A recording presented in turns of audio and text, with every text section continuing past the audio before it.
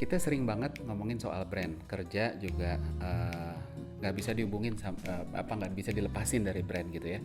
Sebagai konsumen kita juga sering banget nggak bisa dipisahin lah, beli apa-apa pasti pertimbangannya ada pertimbangan brand. Nah, pertanyaannya adalah, ada sih nggak sih yang tahu tentang sejarahnya brand tuh gimana sih? Dulu brand dibentuk tuh kayak apa gitu loh.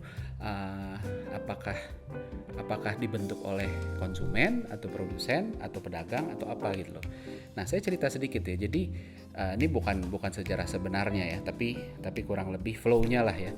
Awalnya itu orang kan jualan barang tuh, semua barang tuh dianggap komoditas lah ya. Komoditas tuh artinya barangnya nggak ada bedanya. Beli beras ya udah beras aja, tapi bukan beras rojo lele, bukan beras ini, bukan beras itu gitu lah ya. Jadi nggak ada bedanya, semuanya tanpa brand gitu ya. Terus abis itu setelah lama-lama jadi nggak punya pembeda gitu kan. Ya semua sama aja, beli di saya sama di sebelah sama di seberang sama di mana tuh sama aja, nggak ada bedanya sama sekali. Akhirnya yang dicari balik lagi, mana yang lebih murah, mana yang lebih dekat dan lain sebagainya lah. Nah, kontrol harganya jadi konsumen, bukan di produsen, bukan di pedagang. Nah, pedagang sama produsen nggak mau dong terus-terusan begitu. That's why makanya terus habis itu mulai pikirin deh gimana caranya supaya bisa punya untung lebih. Nah, mulailah mereka bikin sesuatu yang lebih beda, bikin yang lebih unik gitu ya, uh, supaya bisa dikenalin. Habis itu juga dikasih brand gitu kan, dikasih merek lah ya. Tapi ingat, merek brand itu bukan sekedar merek, bukan cuma sekedar logo gitu kan. Uh, nah, dari sana terus habis itu berlomba deh, karena kita udah bisa, karena ada lebihnya. Orang jadi mau bayar lebih mahal. Nah, terus abis itu yang sebelah, toko sebelah atau produsen sebelah juga nggak mau kalah. Oh, kalau kayak gitu saya juga deh. Kalau gitu saya bikin brand juga, saya bikin produknya ada keunggulan dan lain sebagainya, sehingga juga dia dapat keuntungan bisa lebih besar, bisa charge lebih besar dan lain sebagainya. Awalnya ke sana gitu kan. Nah, maka dari situ sebenarnya dilihat bahwa untuk punya brand itu pertama kita harus punya pembeda, supaya bargaining powernya naik. Kalau nggak punya pembeda ya nggak bisa gitu kan. Jadi bukan brand itu, balik lagi, bukan cuma sekedar merek gitu kan.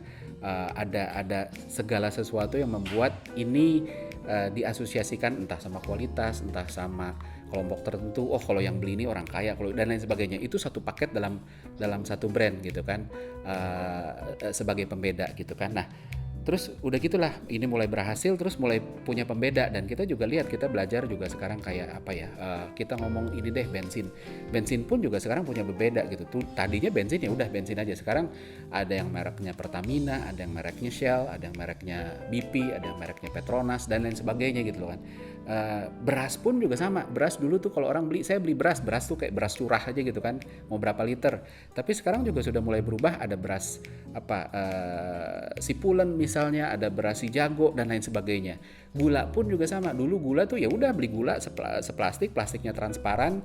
Asosiasinya misalnya bisa ada asosiasi ya, misalnya kalau agak kekuningan tuh lebih manis, kalau putih tuh enggak gitu. Tapi akhirnya diperbaiki, ada apa, gula-gulaku, ada dan lain sebagainya gitu kan, termasuk gula-gula rendah kalori dan lain sebagainya.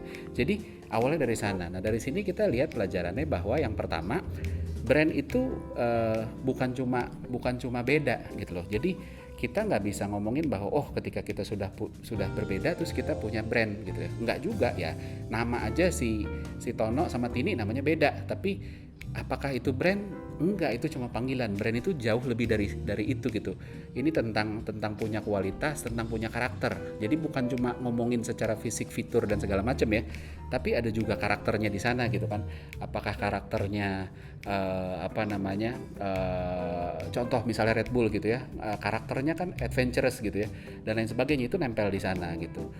Terus abis itu buktinya bahwa brand itu bukan sekedar logo adalah, kita lihat deh, kalau kita punya mobil Asia terus habis itu kita ganti aja tulisannya, tadinya misalnya apalah Toyota gitu, terus kita ganti jadi BMW, apakah terus itu berubah jadi mobil BMW? Kan nggak juga gitu. Jadi lebih dari sekedar nama, lebih dari sekedar logo gitu kan.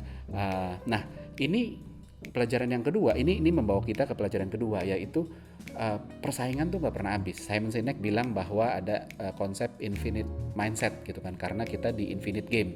Persaingan tuh nggak pernah habis. Yang hari ini menang besok belum tentu menang, karena yang hari ini kalah besok juga mau menang gitu kan. That's why makanya harus terus-terusan. Nah, brand juga sama, harus selalu kasih kasih pengembangan supaya kita terus lebih baik lagi, dan lebih orang masih stay, orang mau coba lagi dan lain sebagainya.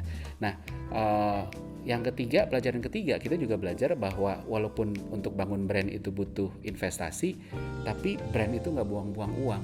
Justru kebalikannya, ketika brand dibangun dengan benar, ini justru ngedatengin uang. Karena tadi, kalau kita nggak punya beda, gimana kita mau charge mereka lebih? Ketika kita punya pembeda dan itu relevan dan unik, kita jadi bisa charge lebih. That's why makanya Apple, Nike, Supreme, dan lain-lain sebagainya itu juga bisa charge lebih dari konsumennya. Kurang lebih gitu. Makanya yuk kita bangun brand dengan benar.